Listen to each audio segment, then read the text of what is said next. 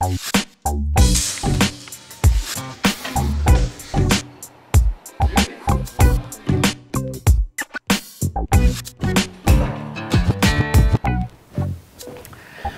to Art Dot. I'm Dagmar Cirilla, and today we meet with a man whose face you may not recognise, but you would have recognised or fallen in love with one of his many sculptures dappled around Australia and also Europe.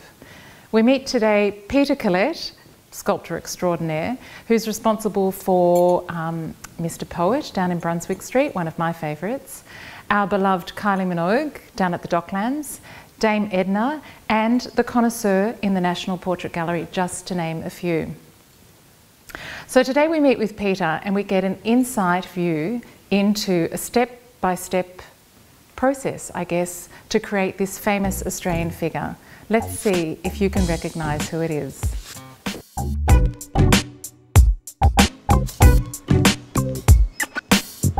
You get a structure of the body underneath, and then, and that of course has to lie over the top of the armature, which is a critical stage of getting the armature right. Invariably, bits of the armature end up sticking out somewhere, and you have to cut into it and change it. That's made in steel, so you can cut it and weld it quite easily, and then lay the clay over it again. But that invariably happens. I studied at RMIT in the early 1960s. The main person I studied under was Linton Parr, who was a wonderful sculptor who did lovely, beautiful pieces. I'm sure people know them. The clay I use is called ball clay C, or was. There's probably no such product around now. It came from a local Brunswick clay pit, apparently. There was a small clay pit discovered of this beautiful clay. It's like terracottas to make them more plastic, to make them stretchier. And this was bagged up and like bags of cement, dry powder, and sold off. And I meant just by chance, I bought a ton of it or whatever it was, I forget, because I bought it back in the early mid-60s. I've been using it ever since. And this clay has now it's been all sorts of people. It's been the Connoisseur in the National Gallery, it's been Mr. Poetry in Brunswick Street, it's been Farlap at Flemington, Simpson and his donkey at the War Memorial, and so on and so on and so on. And it's almost got to the stage where I can tell it what to do and it knows how to do it without me. It's terrific.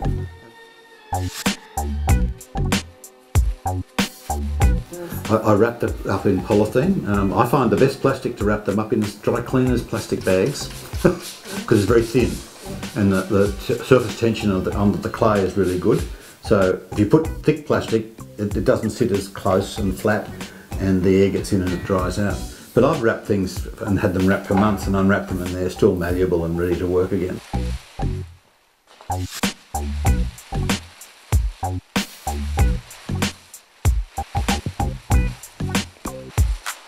Someone taught you to do those trees and you learn all that on your own? This is almost all I'm self-taught basically. I mean, I went to art school but they didn't teach me to do this. That gets hard, that part must be hard, isn't it? Difficult to judge a real thing. Yeah. Yes, you're getting in all the folds, getting them in the right position and remembering which fold's which. You look back and think, which fold was that? So I was trained really primarily as an abstract sculptor, but my mother also had a great influence on me at an earlier age. And what does it the Jesuits say? Give me a child when they're a certain age and I'll give you the man. Always in the background was this sort of hankering to make sculptures of people, of figures, to do portraits.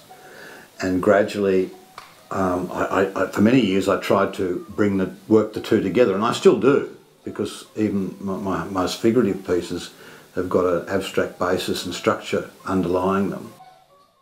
But Mum won.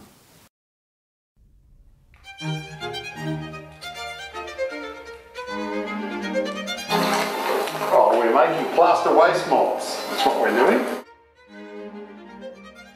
We've already applied a layer of splash coat, which is like a first coat that's been flicked on. And that's been allowed to set so it can be touched without damaging the clay. And now we're putting a layer of hessian and plaster over the top of that to reinforce it.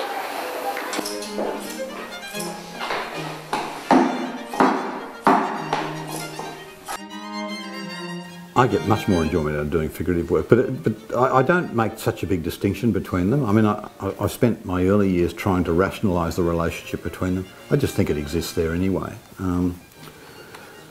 I like the mysteries of doing the figurative. There's something that you're trying to find that's very mysterious. I once said to another sculptor who really got quite cross with me, I think, that I found abstract too easy. Now, that was a bit flippant of me, but that's because he was a very rigid, formal abstractionist.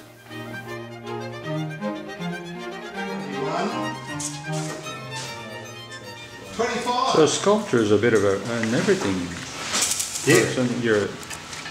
You're a ceramist a bit. You work with clay, you work with plaster, you work with steel, you work with everything. Yeah. You have to like making things, you know. I love the engineering side of it too, the sort of the theoretical, if you like, working out how to make things work. And making my own tools too, things like that. So what's this process called, Peter? I don't know. This is just a method of reinforcing the moulds and bracing them, I suppose you'd call it. It's so that the plaster doesn't deform, but it also means you can pull it off, you can handle it, you can hold it.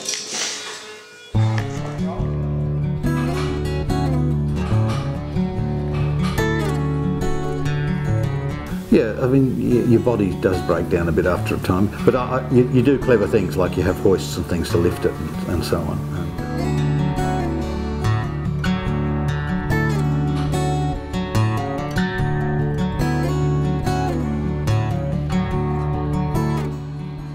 Later in the process are destroyed. It means you can make moulds that are much more straightforward. Because the clay is soft and the moulds are rigid, you can pull the moulds off, damaging the clay, but looking after the moulds. Our little working class trader.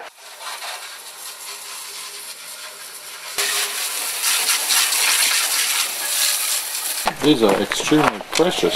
Yes, a lot of work in these. Where we're at today is we have completed the moulds, the preliminary plaster waste moulds. These moulds are actually destroyed in the process of getting the waxes out of them. Feel funny about demolishing it? No, not at all. Glad you said go. Clay is a bit like wine. It gets better with age because the particles become more slippery. Because of handling and because of little bits of organic material, I suppose, and fat off your hands and, you know, whatever. But bacteria, I don't know, but it becomes more plastic and it's getting better and better with age, and it's terrific. And I prize it as one of my most valuable assets, my clay. And it's been one of the cheapest things because I've used it so much. Got his back now. I have.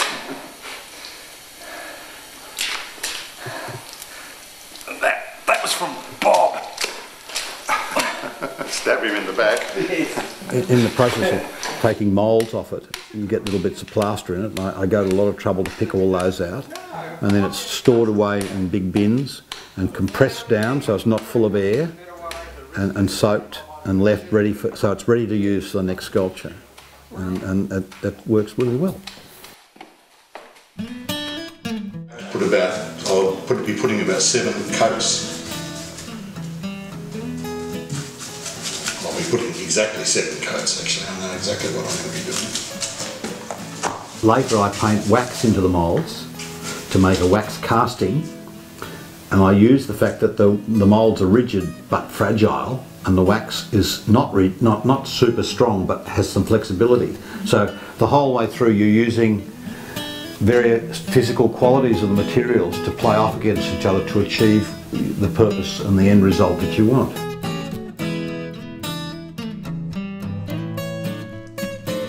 So it's done in sections. So I paint the wax into the wet plaster moulds. They're very thin, and when that's all done, I trim the edges where the joins are, break the moulds away, and then assemble the bits of wax into the, say, the full figure. If you broke the wax, you can repair it. But also it's important for me at an aesthetic level because I like the danger of it. You know, I'm actually quite structured and I've got all my systems worked out. Yep. But it's nice to have a sort of element of risk there that peppers it all up, you know. The way I do it is not the way most sculptors do it. Most sculptors make a rubber mould off the clay or the master, you know, the original work that they make. They make a rubber mould off that. And that gives them the option to make numerous wax castings. Right. I don't even want to make one. I don't want to make numerous works usually. On a big sculpture, it saves probably $10,000 in terms of time and the cost of the rubber, you know. And that can make a real difference to the commission being one that's profitable. Time, when I'm doing, I lose track of time, which is one of the reasons I like making art actually. I like that whole idea of just existing and not having a sense of the day progressing. It just starts and then ends, you know, it sort of has no duration, you know, where you're just lost in the work.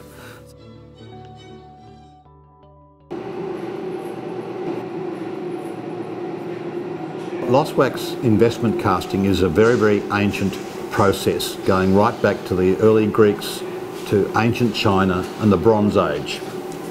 It's a process where you make whatever you want in bronze in wax, and then by burning the wax away create a cavity which you then fill with bronze. So I take my waxes to the foundry. They do a number of things. First, they're thin, so they're a few millimetres thick, depending on how big the sculpture is and so on, but usually about 5 millimetres thick, say. They put core pins through the wax, like this. And the idea of that is that when they make a mould of the inside of the core and a mould of the outside, and then when they melt the wax out, you'd have the outside mould here and the core might fall to one side. So that when you poured the bronze in, you'd get thick bronze on one side and no bronze on the other. So the core pins suspend the core within the outer mould once the wax has gone out, leaving a cavity, right? There's also runners and vents added.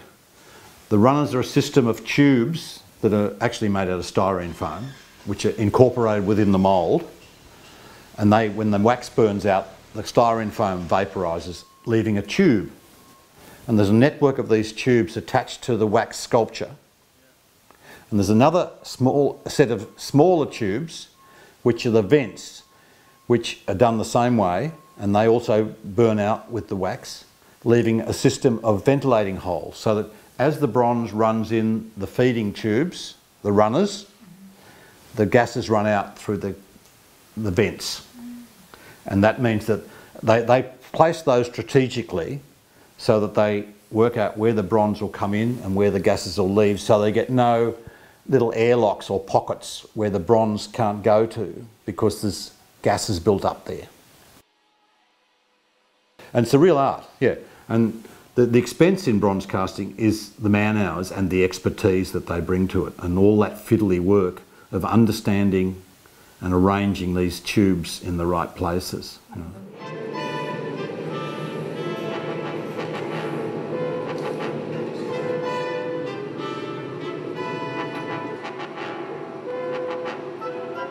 We work on it together to some degree, with me looking over their shoulder complaining.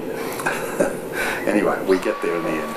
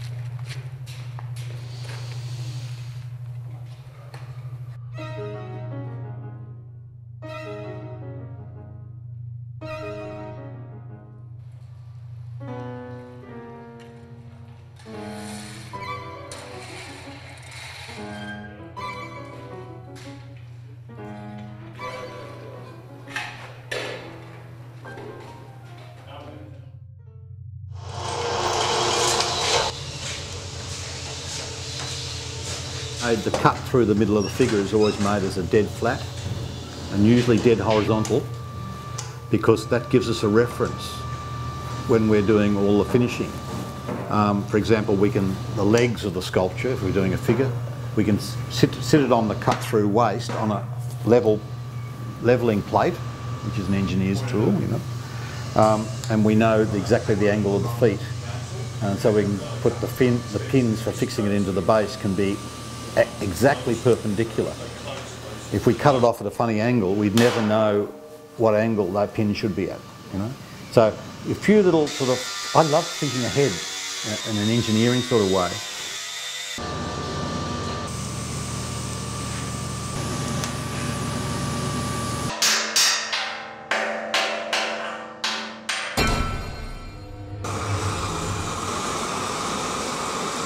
Peter Morley, who's the founder extraordinaire in Australia, I would think. He's the old master, the grand master. He's wonderful at patination. He's got a very limited palette. This is to do with safety, health and safety, because some of them have got cyanide and things like that in them, but if you smelt the patina you'd be dead. When it's cool it can be all... You're going to put a bit more black on here? I'll probably have to, won't I? Yeah. I can do it now. Too much contrast. That's all.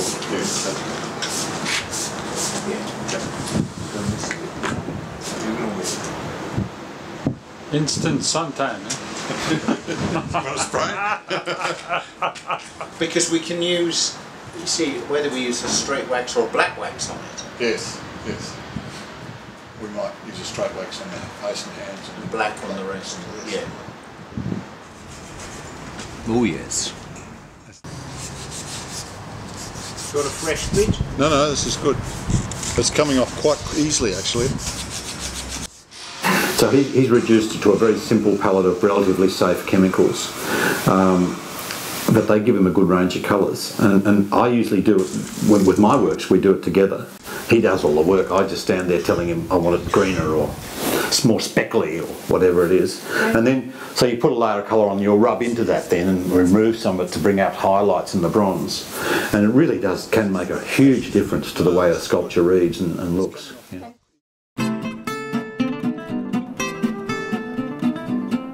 Yes, we've got about 4 kilometres to go, and we'll see the wonderful Paul Keating. I hope he's wonderful. Standing looking back towards Melbourne across the bay.